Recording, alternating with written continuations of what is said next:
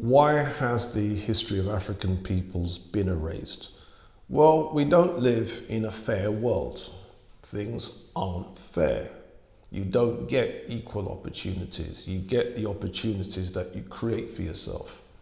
And if someone gets in there first and they conquer you, they colonize you, they enslave you, they simply make your history disappear to make it look like they conquered, colonized, and enslaved nobodies.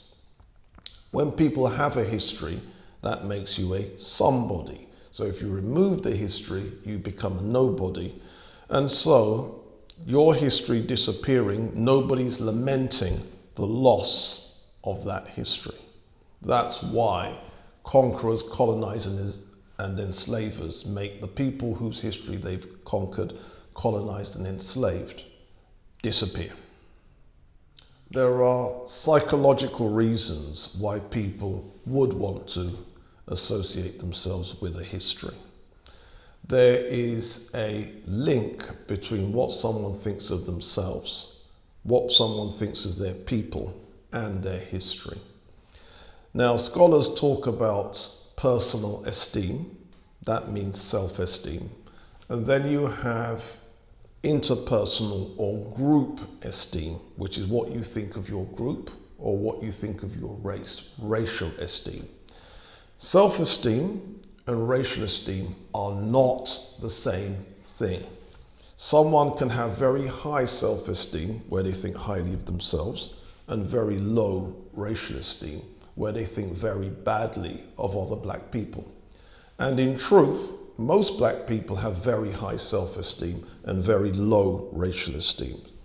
And that's one of the reasons why black people are prone to fight each other, prone to disagree with each other, prone to conflict with each other, because someone thinks very highly of themselves and someone thinks very lowly of their group. And what happens is, if people can call each other the N and the B words, they're really saying, I don't give a monkey's about the black race. They've really just said that their racial esteem is very, very low. But every black person usually has very high personal esteem.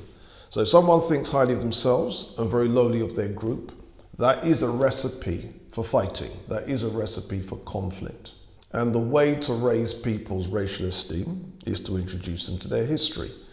And if the history happens to be a great history, a history that people objectively can be proud of, they will see their people in a very different way to how they see their people at present.